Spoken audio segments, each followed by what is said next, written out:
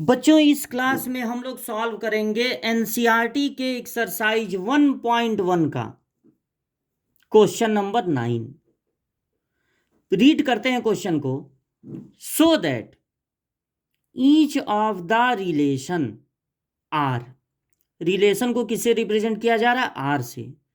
इन set ए, कोई भी relation बनाया जाता है तो वो किसी सेट को लेकर बनाया जाता है। सेट में कुछ एलिमेंट ले लिए जाते हैं और फिर उनसे एक रिलेशन बनाया जाता है। इस बार का जो रिलेशन है वो सेट ए से बनाया गया है और सेट ए में क्या क्या है ये पढ़िए।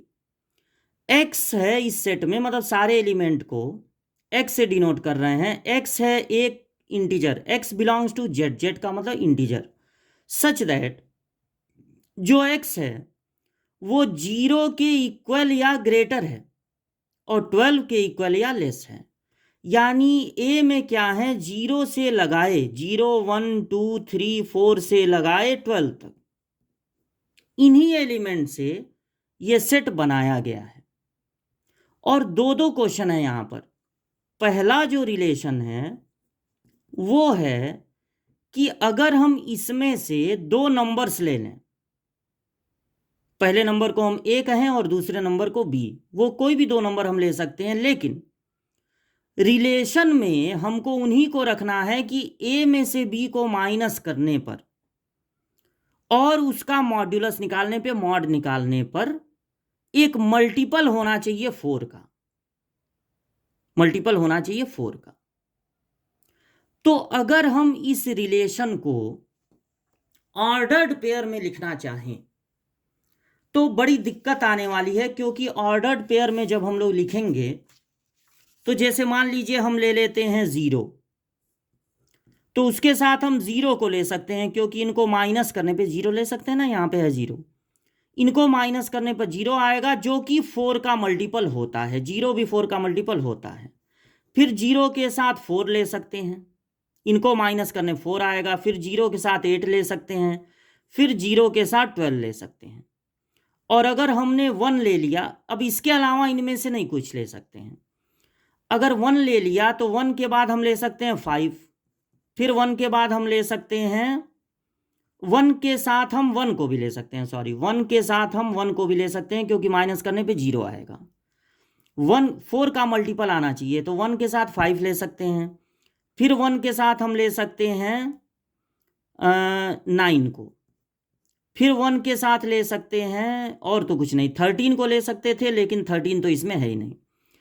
फिर अगर हम 2 को लेते हैं तो 2 के साथ 2 ले सकते हैं। तो इस तरह से अगर 12 तक एलिमेंट है, अगर मान लीजिए 12 तक एलिमेंट है तो ये बहुत ज़्यादा बड़ा हो जाएगा, नहीं बहुत बहुत सारे एलिमेंट लिखने पड़ेंगे। इसलिए हम लोग इसको ऑर्डर्ड पेयर में, कुछ क्वेश्चनों में हम लोग कम एलिमेंट रहते थे, रिलेशन में कम ऑर्डर्ड पेयर बनते थे, तो हम लोग क्या करते थे, सारे ऑर्डर्ड पेयर लिख लेते थे, उसके बाद जो है आगे का काम करते थे। लेकिन यहाँ पर हम लोग सारे ऑर्डर्ड पेयर न लिखे जाएं, उसका रीज़न हमने आपको बता दिया। अच्छा, ये जो दो रिलेशन हैं हमको शो करना है कि ये इक्विवेलेंस रिलेशन है।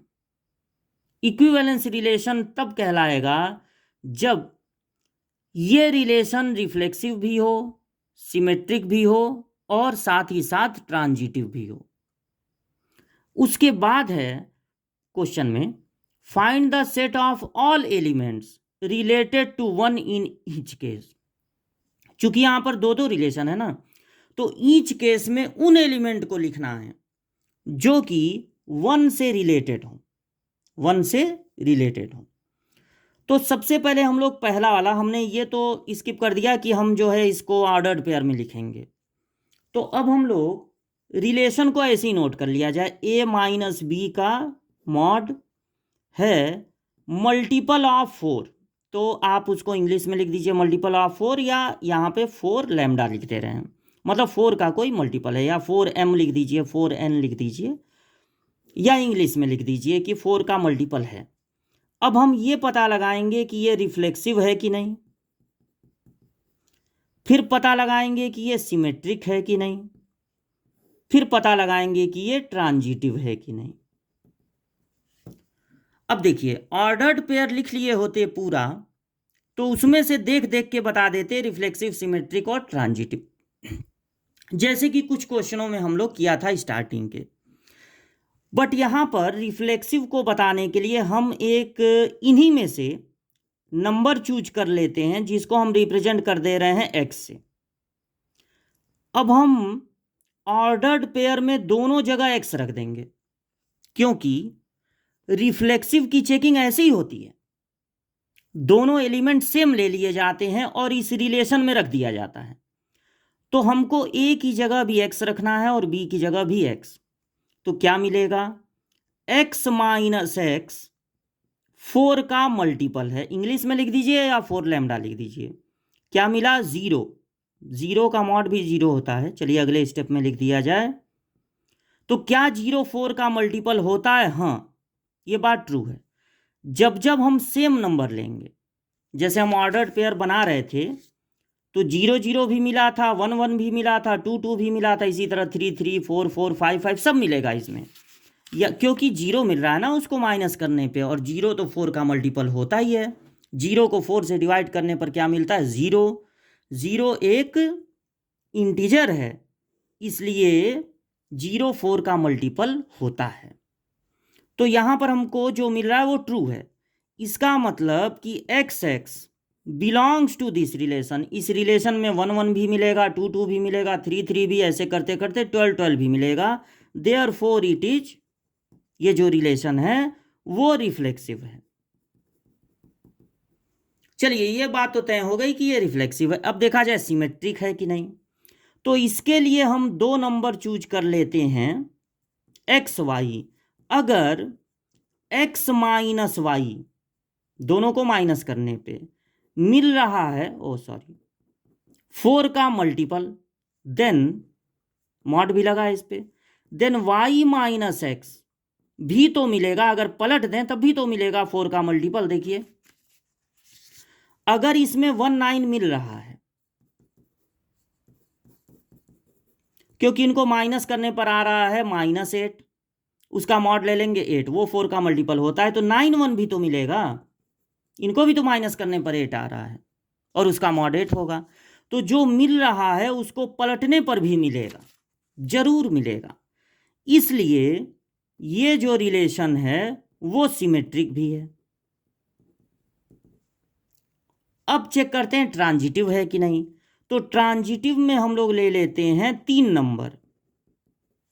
अगर x माइनस वाई मल्टीपल है 4 का और y माइनस जेड भी मल्टीपल है 4 का, तो यहाँ पे 4 म्यू कर दीजिए, या यहाँ पे मतलब 4 का मल्टीपल आ रहा है तो हो सकता है यहाँ पर 8 आए और यहाँ पर 12 आए, या यहाँ 4 आए यहाँ पर 12 आए, या यहाँ 8 आ जाए। कोई ज़रूरी तो है नहीं कि जो यहाँ आया है वही आए। अगर इन दोनों को माइनस करने पर 4 का मल्टीपल है, इन दोनों को माइनस करने पर 4 का मल्टीपल है, तो लैम्डा को बदल के म्यू कर दिए हैं। आप यहाँ पर m यहाँ पर n का भी यूज कर सकते हैं। ये आर्बिट्री कांस्टेंट होते हैं, अपनी इच्छा से लिए गए कांस्टेंट। तो अगर x माइनस वाई 4 का मल्टीपल है, y माइनस जेड 4 का मल्टीपल है, तो x माइनस जेड बीच वाला हटा दीजिए, x माइनस जेड का जो मॉड्यूलस होगा वो भी 4 का मल्टीपल होगा। उसको हमने लैम्डा और म्यू से हटा के लिख दिया m। अब देखिए इस बात को यहाँ पर देखिए, अगर मान लीजिए 1 9 मिला, 9 1 मिला, तो अगर 9 को हटा देंगे 1 1, वो भी इसमें मिलेगा, क्योंकि उनको माइनस करने पर भी 4 का मल्टीपल ही आने वाला है। ठीक है, तो इसका मतलब ये हुआ कि ये जो रिलेशन है वो ऑल्सो ट्रांजिटिव, ये ट्रांजिटिव भी है। अगर कोई रिलेशन, अब इसके बाद हम लिख देंगे कि this relation is reflexive, symmetric as well as transitive, therefore this relation is equivalence relation. तो ये तय हो गया कि ये पहला वाला इक्विवेलेंस रिलेशन है। अब इसमें और क्या करना है, हम लोगों को ये भी पता लगाना है कि 1 का फाइंड द, यहां पे पढ़िए क्वेश्चन को, find the set of all element related to 1। तो अब हम लोगों को इसमें पता लगाना है एलिमेंट्स रिलेटेड टू 1। इसका मतलब ये होगा कि अगर हम पहले एलिमेंट की जगह 1 रखते हैं तो दूसरे एलिमेंट की क्या क्या वैल्यू होगी। देखिए, एलिमेंट रिलेटेड टू 1 का मतलब है कि अगर हम पहले एलिमेंट की जगह 1 रखते हैं तो फिर इस बी की क्या क्या वैल्यू होगी कि ये 4 का मल्टीपल आ जाए इन्हीं में से 0 से 12 तक में। तो पॉसिबल वैल्यूज ऑफ बी क्या क्या होगा। देखिए, एक तो 1 होगा क्योंकि तब 0 आएगा, दूसरा 5 होगा क्योंकि तब 4 आएगा, तीसरा 9 होगा क्योंकि उसको रखने पर यहां पर 8 आएगा। भाई 4 के मल्टीपल कौन कौन होते हैं? 0। इन नंबर्स में से देखना है तो निगेटिव मत लीजिए, वैसे भी मॉड लगा है। तो 0, उसके बाद 4, फिर 8, फिर 12। तो अगर यहां पर हम लोगों को 0 लाना है तो 1 होना चाहिए, 4 लाना है माइनस करने पे तो 5 होना चाहिए, 8 लाना है तो माइनस कर यहाँ पर 9 होना चाहिए, 1 माइनस 9 ही ना होगा 8। और अगर 12 लाना है तो यहाँ पे 13 होना चाहिए, लेकिन 13 तो इसके आगे बढ़ जाएगा, इसलिए केवल यही 3 हैं 1, 5, 9 जो कि रिलेटेड टू 1 है। ठीक है, अब इस क्वेश्चन का सेकंड पार्ट हम लोग लगाया जाए। क्वेश्चन का सेकंड पार्ट, तो सेकंड पार्ट क्या है? सेकंड पार्ट है कि R इक्वल टू ए और बी का रिलेशन है, और ये रिलेशन है कि ए इक्वल टू बी। बड़ा आसान सा रिलेशन है, ए इक्वल टू बी।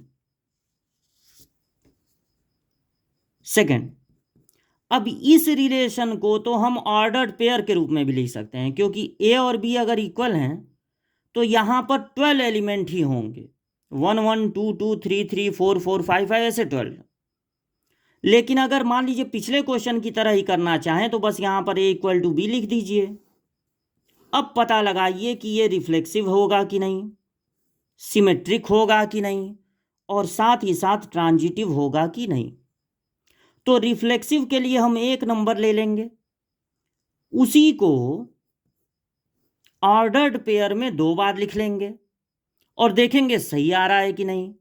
तो अगर इस रिलेशन पे रखें तो ए की जगह भी एक्स और बी की जगह भी x, x equal to x, ये क्या है? ट्रू।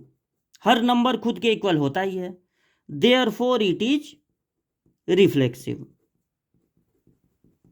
ये हो गया कि ये रिफ्लेक्सिव है। अब यहां पर 2 नंबर ले लेते हैं एक्स वाई। अगर एक्स इक्वल टू वाई है तो मतलब अगर दोनों इक्वल हैं तो वाई इक्वल टू भी एक्स होगा, देयरफॉर इट इज सिमेट्रिक।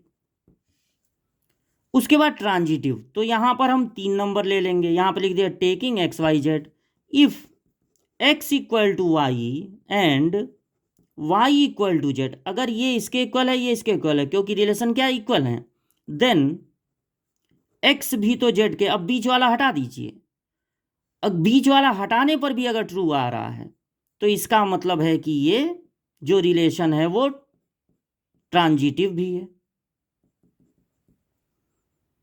अब हम लिख देंगे कि this relation is reflexive, symmetric as well as transitive, therefore this relation is equivalence relation. अब इसमें भी हम लोगों को पता लगाना है कि 1 से रिलेटेड कौन कौन से एलिमेंट हैं। तो एलिमेंट